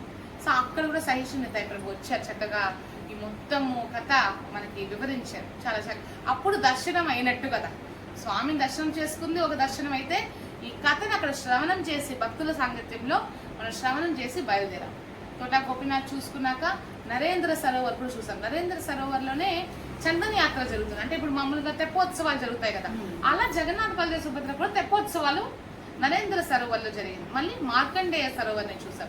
మార్కండేయ సరోవర్ అంటే ఇప్పుడు మార్కండేయ ముని, ఆయనకి 7 కల్పాలు ప్రాణంతో ఉండేటట్టు వరం. ఏం వరం కోవాలంటే 7 కల్పాలు నేను ప్రాణంతో ఉండాలని కోరుకున్నారు. ఆయనకు ప్రాణంతో ఉండాక అర్థమైంది, అయ్యో నేను ఎందుకు ఈ వరం కోరుకున్నాను స్వామి అనేసి. అప్పుడు మొత్తము ప్రళయం వచ్చినప్పుడు ఆయన పోతూనే ఉన్నాడు, ఆయనకేం కాదు, కానీ ప్రళయం నీళ్ళు వచ్చేస్తా ఉంది. అప్పుడు ఒక చోట మాత్రం ఒక నీలాద్రి అంటే ఆ మౌంటైన్ పేరు, ఆ ఊరు మన ఒరిస్సా. దూరం నుంచి చూస్తుంటే దీనికి ఏం అవ్వట్లేదు, ఈ ఊరికి ఏం అవ్వట్లేదు. సరే ఇక్కడికి వెళ్దామనేసి వెళ్తే పెద్ద వటవృక్షం మనం చూసాం, కల్పవృక్షం. ఆ పెద్ద వటవృక్షం కింద లక్ష్మీనారాయణ కనబడ్డారు. ఆ లక్ష్మీనారాయణ చూసుకొని పైకి ఎక్కితే, నీళ్ళు వస్తుంది, పైకి ఎక్కితే అక్కడ వటపత్ర సాయి కృష్ణుడు ఆ ఆకు మీద కనబడతారు అనమాట. ఎవరు అబ్బాయి ఇంత క్యూట్గా ఉన్నాడు, కానీ తన పాదాలని నోట్లో పెట్టుకుంటున్నాడంట. అప్పుడు ఆచార్యులు చెప్తున్నారు ఎందుకు నోట్లో పెట్టుకున్నా అంటే, ఈ లోకంలో అందరు భక్తులంతా నా యొక్క పాదాలను చేరుకోవాలి, నా పాదాలే శరణాగతి అని అనుకుంటున్నారే, ఈ పాదం అంత తీయగా ఉంటుందా అని స్వామి తన నాలుగుతో టేస్ట్ చేస్తున్నట్టే తన పాదాలని. మీకు అర్థమవుతుందా? వటపత్ర సాయి ఎలా ఉంటారు, చిన్న బిడ్డ కాళ్ళని తీసుకొని నోట్లో పెట్టుకొని ఉంటారు. ఆయన టేస్ట్ చేస్తున్నట్టే నా పాదం ఏమైనా తేడాలాగా ఉంటుందా, అందరు నా పాదాలు చేరుకోవాలి అనుకుంటారు అనేసి కృష్ణుడు ఆలీలా అక్కడ చేస్తున్నాడు అనమాట. అప్పుడు అలానే ఇంకో ఆచార్య చెప్తున్నారు, ఒక పువ్వు ఉంది, ఆ పువ్వు లోపల తేనె ఉంటుంది, కానీ ఆ పువ్వు దాన్ని ఆస్వాదించగలుగుతున్నారు, తేనెని లేదు. ఎవరు ఆస్వాదించగలుగుతారు? దాన్ని వచ్చి తుమ్మెద వచ్చి దాన్ని లాగుని అది ఆస్వాదిస్తుంది. సో భగవంతుడి యొక్క గొప్పదనం కానీ, భగవంతుడి యొక్క లీలల్లో ఉన్న తీయదనం కానీ, ఆయన నామంలో ఉన్న తీయదనం కానీ, ఆ తేనె లాంటి ఉన్న అమృతం, ఆ అమృతాన్ని స్వామి ఆస్వాదించలేడు, ఒక భక్తుడు వల్లనే అవుతుంది. ఆ భక్తుడిని చూస్తే అర్థమవుతుంది, ఇంత ఆనందంగా ఉన్నావు, ఇంత ఏదో ఎందుకున్నావు అంటే నామాన్ని ఆస్వాదిస్తున్నా, నామాన్ని రుచి చూస్తున్నావు కాబట్టి. అందుకు ఆచార్యులు చెప్తున్నారంట, స్వామి మీరు ట్రై చేస్తే అవ్వదు, మీ భక్తుల్ని అడగండి తెలుస్తుంది అని ఆచార్యులు డిస్క్రిప్ట్ చేస్తున్నారు దాన్ని. తర్వాత ఈయన ఇట్లా చూస్తున్నాడు మార్కండేయ మునిని చూస్తుంటే, అప్పుడు స్వామి అట్లా శ్వాస పీలుస్తాడంట, ఆ శ్వాస లోపలికి వెళ్ళిపోతాడు, ఇంకా వెళ్ళిపోయి కడుపులోకి వెళ్ళిపోతాడు మార్కండేయ ముని. కడుపులోకి వెళ్తే అఖిలాండ కోటి బ్రహ్మాండాలు కనబడుతుంది. మళ్ళీ అందులో ఒక ప్రళయం వచ్చిందంట. ఆ ప్రళయం వచ్చినప్పుడు మార్కండేయ ముని పరిగెడుతున్నాడంట. పరిగెడుతూ అక్కడ ఒక ఏమి కాకుండా ఒక చోట కనబడుతుంది నీలాద్రి. సరే అక్కడికి వెళ్ళి ఒక వటవృక్షం కనబడేదంట, అక్కడ లక్ష్మీనారాయణ కనబడ్డారంట. అక్కడ వటపత్ర సాయిగా చిన్న కృష్ణుడు కనబడ్డాడంట. అప్పుడు ఆయన ఇట్లా లాగాడట, శ్వాస లోపలికి వెళ్ళిపోయాడట. ఇదంతా ఆయనకి లోపలికి వెళ్ళి కనబడతాను. మళ్ళీ అమ్మో ఈయన చిన్న పిల్లవాడు కాదు అనుకునేసరికి మళ్ళీ శ్వాస వదిలినాడంట, మళ్ళీ బయటకు వచ్చేసినాడంట. అలా మార్కండేయ మునికి దర్శనం ఇస్తాడు వటవృక్షం కింద. అప్పుడు స్వామి చెప్తారు, ఆ స్వామిని అంటారు, స్వామి నేను మీ యొక్క భక్తి చేసుకోకుండా, మిమ్మల్ని చేరుకోవాలని కోరుకోకుండా ఏం కోరిక కావాలి అంటే 7 కల్పాలు బతకాలని కోరుకున్నాను కదా, ఇంకా బతికి ఉన్నారు ఆయన. 7 కల్పాలు అంటే ఎన్ని? సో అంటే ఏం పర్వాలేదు, నువ్వు ఎప్పుడు ఈ క్షేత్రంలోనే ఉండిపో, ఎప్పటికీ ఈ క్షేత్రానికి ఏమీ కాదు, ఈ క్షేత్రంలో వండుకొని నన్ను స్మరిస్తూ నీ జీవితాన్ని గడుపు అని స్వామి మాటిస్తే ఆ మార్కండేయ సరోవర్కి మనం వెళ్ళాం. సో ఆయన శివుడి యొక్క లింగం ప్రతిష్ఠించి ఆ శివలింగాన్ని రోజు ఆయనకు పూజ చేస్తూ స్వామి యొక్క సేవలోనూ ఉండిపోయాడు అనమాట. సో మార్కండేయ సరోవర్ తర్వాత దానికి ముందే మనము గుండిచా మందిరానికి వెళ్ళాం. గుండిచా మందిరం సంవత్సరం పాటు క్లోజ్లోనే ఉంది. ఏమంటే ఎప్పుడైతే రథయాత్ర అవుతుందో, ఉల్టా రథయాత్ర, స్వామి ఆడ నుంచి తిరిగి ఇలా వస్తారు కదా, అప్పుడు గుండిచాకి చేరుకుంటారు. ఈ గుండిచాకి చేరుకోవడం స్వామి ఆనందం అంటే ఆనందం, తన్మయత్వంలో ఉంటాడు అనమాట. అందుకే అంటారేమో రథయాత్ర టైంలో స్వామిని చూస్తే మరుజన్మ లేదని. ఆ రథంలో ఉన్న స్వామిని చూస్తున్న మరుజన్మ ఎందుకంటే ఇప్పుడు జగన్నాథ్ యొక్క భావం ఏంది? ఏం భావం జగన్నాథ్ యొక్క భావం చెప్పండి మాతాజీ. జగన్నాథ్ యొక్క భావం ఏంటి? జగన్నాథ్ ఎలా ఉన్నాడు? మామూలుగా ఎలా ఉంటాడు? ఎవరిని చూడాలని తపంతో ఉంటాడు? గోపికలు రాధారాణిని చూడాలి తపంతో ఉన్నాడు కదా. సో ఆ తపన ఇప్పుడు నెరవేరుతుంది. ఆయన ఎక్కిస్తారు రథం మీద. ఇప్పుడు రథం మీద ఎక్కిస్తుంటే ఆయనకు ఆనందం. మీరు అందుకే టీవీలో చూస్తుంటారు ఇక్కడ నుంచి ఎంత ఆనందంగా ఇట్లా ఊపుతూ ఆయనకి ఎంత ఆనందము. అమ్మయ్య ఇప్పుడు నేను బృందావనికి వెళ్తాను అనేసి. ఇప్పుడు మనలాంటి వాళ్ళకే సంవత్సరంలో ఒక్కసారి బృందావనం వెళ్తున్నామంటేనే ఎక్కడ లేని ఆనందం వస్తుంది అసలు. అవన్నీ తలుచుకుంటూ పోతాయి. లీలా స్థలాలు, లీలాలు అన్ని తలుచుకుంటా. స్వామి స్వయంగా ఉన్నాడు బృందావనంలో, అన్ని చోట్ల ఉన్నాడు, కానీ స్వయంగా బృందావనంలో ఉన్నారు. రాధాకృష్ణులు నిత్య లీలలు ఇప్పటికీ చేస్తున్నారు. నిజంగా భక్తి భావంతో చూస్తే మనకి కనబడుతుంది, ఖచ్చితంగా కనబడుతుంది. అటువంటి మనకే బద్ధ జీవనమైన మనకే బృందావనం పోవాలంటే అంత తపనగా ఉంటే స్వామి తన యొక్క భక్తులని తన ప్రాణం కంటే ఎక్కువైన రాధారాణిని చూడడానికి ఇప్పుడు రథం మీద ఎక్కిస్తుందంటే ఆయనకి ఎంత ఆనందంగా ఉంటుంది. ఆ ఒక్కరోజు మాత్రం పూరి జగన్నాథ్ గుడి ద్వారకా లాగా ఆ ఒక్కరోజు ద్వారకా నుంచి ఎక్కిస్తున్నారు ఆయన్ని రథంలోకి. ఎక్కించి వాళ్ళ ముగ్గురిని జగన్నాథ్, బలదేవ్, సుభద్ర ఇప్పుడు తన్మయత్వంలో ఉన్నారు కదా, తీసుకెళ్లి గుండిచాలో దింపుతారనమాట. గుండిచా వచ్చి బృందావనం. సో అక్కడ 10 రోజులు స్వామి ఉంటారు. ఆ గుండిచా యాక్చువల్లీ గుండిచా అనే పేరు ఎందుకు వచ్చిందంటే ఇంద్రద్యుమ్న మహారాజు యొక్క భార్య పేరు. ఇంద్రద్యుమ్న మహారాజు స్వామి వచ్చినప్పుడు మూడు కోరికలు కోరుకున్నారు. ఒకటి, నాకు పిల్లలే ఉండకూడదు, సంతానమే వద్దు. 2, మీకు చేతులు ఆరే లోపలే మేము మళ్ళీ నైవేద్యాలు పెడుతూనే ఉంటాం, మీరు స్వీకరిస్తూనే ఉండాలి. 3వది, మీరు ఎప్పటికీ నిద్రపోకుండా మాకు దర్శనం ఇస్తూనే ఉండాలి. ఎందుకంటే బ్రహ్మ యొక్క 50 సంవత్సరాలే స్వామి ఇలా మనకు కనబడుతూ ఉంటారు. బ్రహ్మ 50 సంవత్సరాలు అంటే ఇంకా ఉంది చాలా. సో అప్పుడు దాకా మీరు బద్ధజీవులకు దర్శనం ఇస్తూనే ఉండాలి, మీరు నిద్రపోవద్దండి అని స్వామి దగ్గర 3 కోరికలు కోరుకున్నారు. ఈ 3 కోరికలు కోరుకోవడం వల్ల ఇంద్రద్యుమ్న మహారాజు యొక్క భార్య అయిన గుండిచాకి ఒక బాధ ఏంటంటే, మీరు ఎలా అడుగుతారు బిడ్డలు వద్దని? ఎంతైనా నేను ఒక ఆడదాన్ని, నాకు ఒక సంతానం కలగాలి, అదే నా ఆనందం. మీరు వద్దనేస్తే అప్పుడు స్వామియే నేనే అమ్మ మీకు కొడుకుని అనేసి ఆయనే ముందుకు వస్తామండి, మేమే మీకు అంతా అనేసి. ఇప్పటికీ సంవత్సరంలో ఒక రోజు వాళ్ళ అమ్మ నాన్నకి పితృతర్పణం జగన్నాథ్ చేస్తాడు ఆ మాట కోసం. సో ఆ గుండిచాకు వెళ్ళి స్వామి ఉండి మళ్ళీ ఉల్టా రథయాత్ర తిరిగి వస్తారనమాట. ఈ గుండీచా టైంలో క్లీన్ చేసేటప్పుడు చైతన్య మహాప్రభు అందరిని పిలుస్తారంట. ఇది జగన్నాథ్ రథయాత్ర అవుతారు స్టార్ట్ అవుతుంది, ఇంకా అక్కడ నుంచి జగన్నాథ్ ఇక్కడికి వస్తాడు, ఎంత క్లీన్ చేయాలి, మొత్తం క్లీన్ చేయాలని అందరినీ వస్తారు. అందరినీ ఒక్కొక్కరు వాళ్ళ మీద మాలలు కూడా వేస్తారండి. ఎందుకంటే ఈ గొప్ప సేవ ఇది, క్లీన్ చేస్తున్నారు స్వామి కోసం. అందరూ క్లీన్ చేస్తుంటే ఇంత మట్టి వచ్చిందంట. మహాప్రభు క్లీన్ చేస్తే ఇంత పెద్ద గోపురం అంత మట్టి వచ్చిందంట. దానికి అంటున్నారు ఆచార్యులు, మహాప్రభు పనే ఏంది? చేతో దర్పణ మార్చడం అంటే మనసులో ఉన్న కల్మషాన్ని అట్లే ఊడ్చేస్తారు మహాప్రభు. అందుకే అంత పెద్ద గోపురం అంత మట్టి. ఆయన లీలలు విన్నా, ఆయన భక్తి భావన విన్నా మనకి ఎంత ఆ కల్మషాలు, అయ్యో ఇన్ని రోజులు నేనే గొప్ప అనుకున్నానే, ఒక్క క్షణంలో వెళ్ళిపోలే. దేవాది దేవుడే గొప్ప, ఆయన కోసమే సేవ చేయాలి, ఆయన పాదాలు కోరుకోవడమే, ఆయన సాంగత్యం కోరుకోవడమే అయిపోతుంది కదా ఇప్పుడు. అది ఎందుకు? మహాప్రభు లీలల వల్లే కదా మనకు తెలిసింది. సో అందుకే అంత మట్టి, అంత గోపురం అంతా ఒకే క్షణంలో తీసేస్తున్నారంట. అలా చైతన్య మహాప్రభు నీళ్లు పోసి మాపేసి నీట్గా పెట్టేవారంట. అప్పటికి ఈయన వస్తారంట, చక్కగా అన్ని జరిగేదంట అప్పట్లో. ఎందుకంటే మహాప్రభు 18 సంవత్సరాలు జగన్నాథ్ పూరిలోనే ఉన్నారు.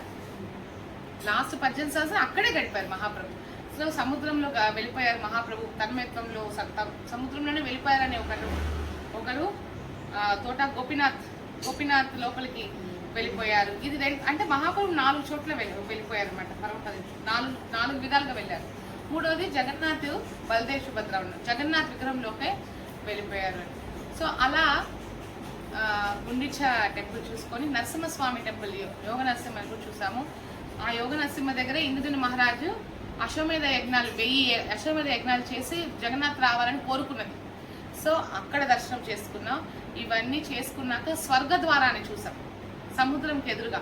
అంటే చూడడం అంటే దిగి చూడలేదు, స్వర్గద్వారము ఏంటంటే ఆ కాలంలో ఒక ఆయన వచ్చి ఆనంద్ బజార్ ఉంది కదా, ఆనంద్ బజార్కి వెళ్ళి ప్రసాదం మహాప్రసాదం కావాలని తీసుకొని తినేసి డబ్బులు ఇవ్వకుండా వెళ్ళిపోతున్నాడంట.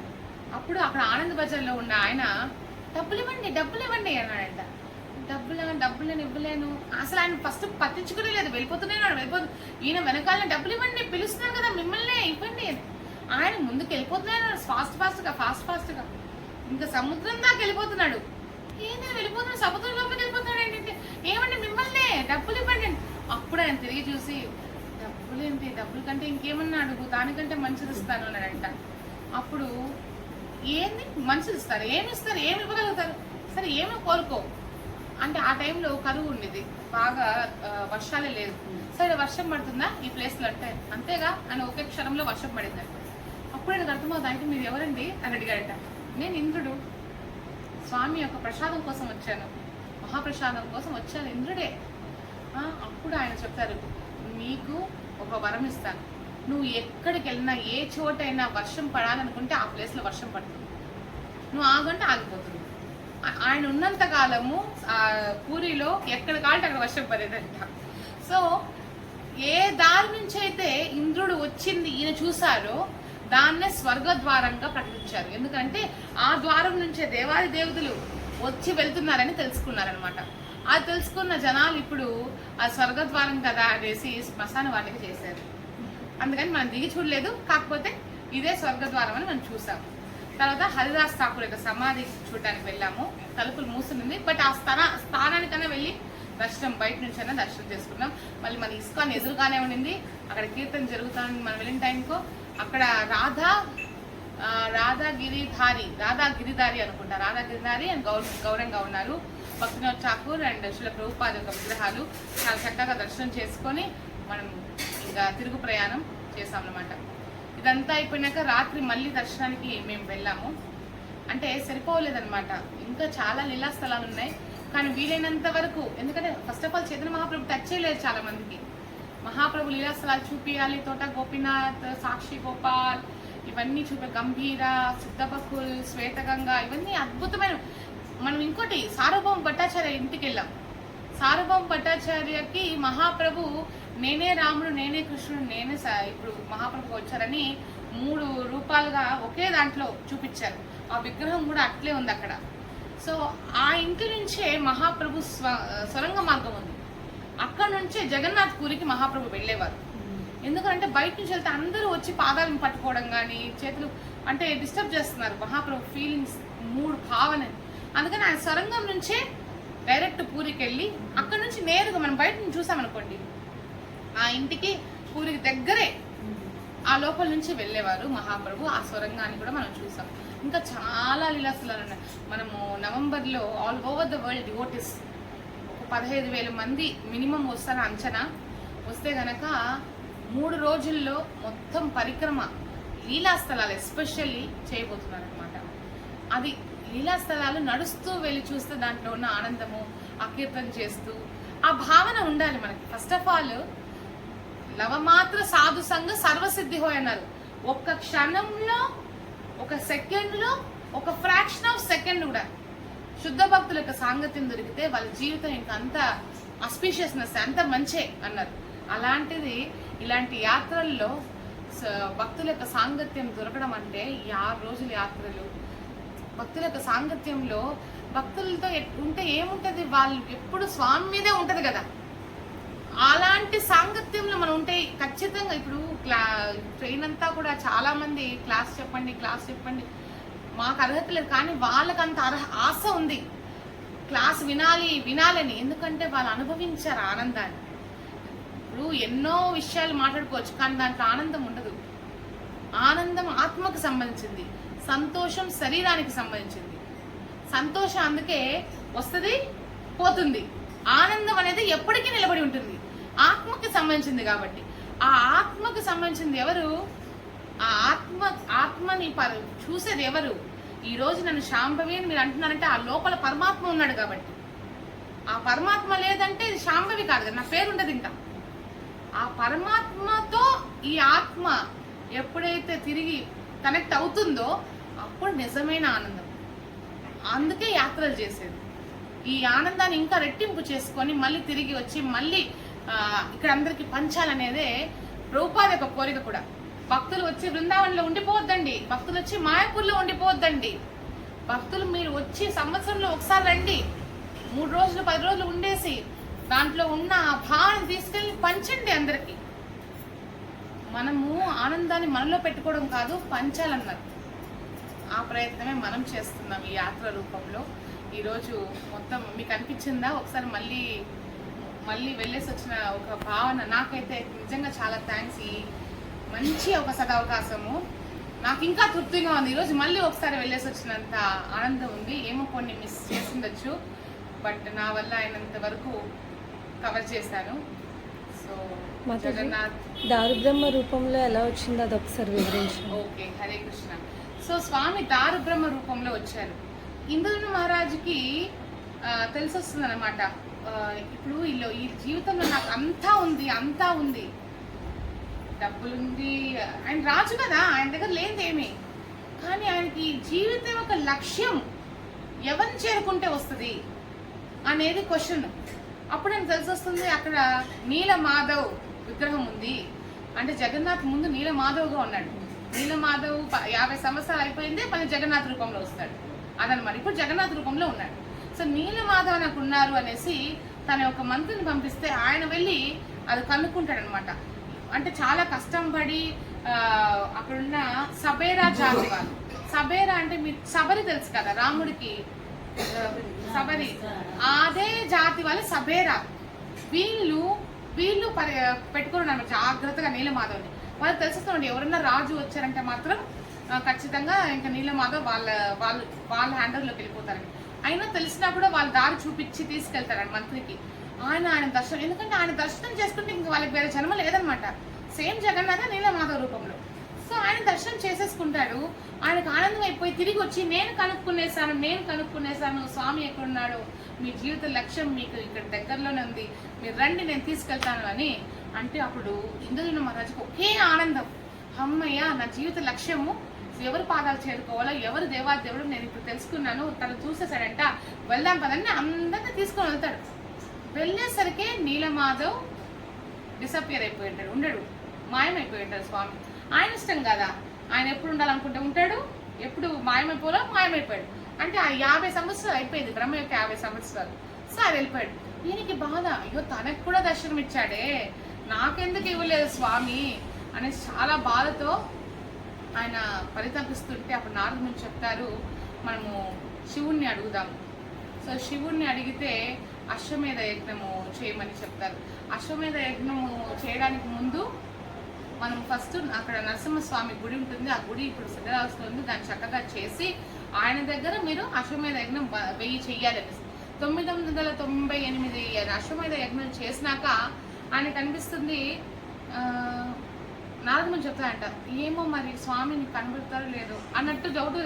స్వామి ఈ రోజు చెప్తారేంటి, ఇంకా 2 ఉండి అది చేసేస్తే నేను స్వామిని చూస్తారని తప్పంతా ఉంటే మీకు ఈ రోజు చెప్తారంటే అవుతుందో లేదో అని, అంటే స్వామిని దర్శనం ఇస్తారో లేదా అని నాకు చాలా బాధగా ఉందంటే, ఏం పర్వాలేదు ధైర్యం చెయ్యి, నువ్వు ఆ రోజు స్వామి కళ్ళు వచ్చి నువ్వు చెయ్యి నేను కనబడతాను. ఆ 2 కంప్లీట్ అయ్యాక ఆయనకి మళ్ళీ స్వామి చెప్తాడు, నేను దారు రూపంలో వస్తాను సముద్రం వైపు, దారు రూపం అంటే వుడ్డులాగా వస్తాను.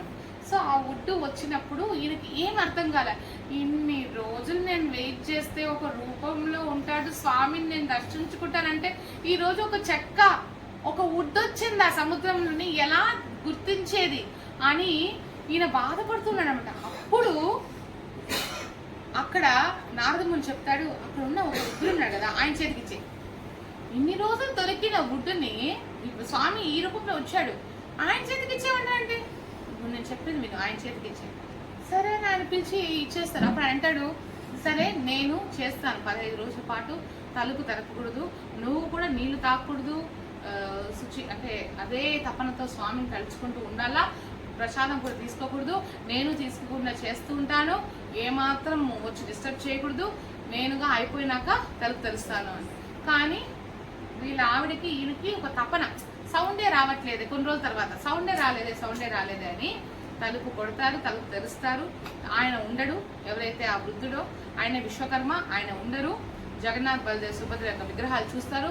ఈయన బాధపడిపోతాడు, ఏంటిది చేతులు లేవు కాళ్ళు లేదు అని ఒకే బాధపడితే అప్పుడు స్వామి చెప్తాడు, లేదు లేదు ఇదే నా యొక్క రూపము, నా వల్ల నీ వల్ల ఏమి నాకు ఇలా అవ్వలేదు అంటే ఈయన సగంలో ఆపినందుకు చేతులు కంప్లీట్ చేయలేదేమో అనుకుంటాడు ఇంద్రుడు మహారాజు. లేదు లేదు నా రూపమే ఇది అనేసి అంటాడు. అమ్మయ్య అనుకొని ఇంకా పూజ స్టార్ట్ చేయాలంటే ఒక బ్రాహ్మణుడు కావాలి కదా. ఆ బ్రాహ్మణుని పిలుచుకొని వద్దామంటే ఏ బ్రాహ్మణుని పిలుచుకొని పోయినారు? బ్రహ్మాన్ని పిలుస్తామని పోతారు. నారదుని తీసుకొని బ్రహ్మాన్ని పిలుస్తాను పోతే బ్రహ్మ దగ్గర పోయి పిలుస్తారు అనమాట, మీరు రావాలి, వచ్చి ఫస్ట్ ఆర్తి ఇవ్వాలని. సరిగా మీరు ఇంత దూరం వచ్చినారే, ఆలోపే అక్కడ ఎన్నో యుగాలు అయిపోయినాయే, 18 యుగాలు దాటిపోయింది అనేసి. అవునా అంటే ఇప్పుడు నేను ఇన్ని రోజులు కష్టపడి యజ్ఞాలు చేసి అదే అశ్వమేధ యజ్ఞాలు చేసి లాస్ట్కి దారు రూపంలో వచ్చి 20 రోజుల పాటు బొమ్మ నుండి తప్పించి తలుపు తెలిసే స్వామి కనబడి ఆయనకు ఆర్తిద్దామనే లోపల ఇప్పుడు ఇన్ని యుగాలు అయిపోయిందా, ఇప్పుడు ఎట్లుందో ఏమో పోయి చూద్దాం పదండి అనేసి బ్రహ్మ వచ్చి చూస్తే మొత్తం ఎంత ఏమైనా స్వామి మాత్రం as it is Jagannath Baladev Subhadra అట్లే ఉన్నారు, సుదర్శన చక్రం అలానే ఉన్నారు. సో అలానే ఉండడంతో మళ్ళీ ఆర్తి స్టార్ట్ చేసి మళ్ళీ నిత్య కైంకర్యాలు స్టార్ట్ అయ్యేదన్నమాట. ఈ విధంగా దారు బ్రహ్మ రూపంలో జగన్నాథ్ బలదేవ్ సుభద్ర ఇంద్రుని మహారాజ్కి దర్శనమిస్తే అప్పుడు 3 కోరికలు కోరుకోవడంతో ఆ 3 కోరికలు ఇప్పటికీ స్వామి నెరవేరుస్తూ ఉన్నాడు. మనకి జగన్నాథ్ దర్శనమిస్తూనే ఉన్నారు. జగన్నాథ్ అంటేనే ఈ లోకానికే గాడ్ ఆఫ్ ది యూనివర్స్, దేవాది దేవుడు, జగత్పతి అని అర్థం. చాలా మందికి ఏంటి ఈ విగ్రహము, ఏంటి కళ్ళు, ఎవరి నాకు కృష్ణుడు, బలరాం, సుభద్ర అంత అద్భుతంగా మనకి దర్శనం అనేది జరిగింది. చాలా చక్కగా పూరి యాత్ర మనం ఇప్పుడు వర్చువల్గా అంటే తిరుపతిలో వండుకొని మనం శ్రవణం చేస్తూ మీరు చెప్తూ నేను చాలా చక్కగా వెళ్ళేసి వచ్చిన తృప్తి, మళ్ళీ ఒక యాత్ర జరిగినంత ఆనందం, ఇంకా ప్రసాదం కూడా వద్దు, కడుపు నిండిపోయింది. జై జగన్నాథ్, జై బలదేవ్, జై సుభద్రమయ్య. హరే కృష్ణ హరే కృష్ణ కృష్ణ కృష్ణ హరే హరే, హరే రామ హరే రామ రామ రామ హరే హరే. పూరి క్షేత్ర की श्रील प्रभुपाद की जय, अनंत कोटि वैष्णव वृंद की जय, निताय गौर प्रेमानंदे. हरि हरि बोल. हरे कृष्णा.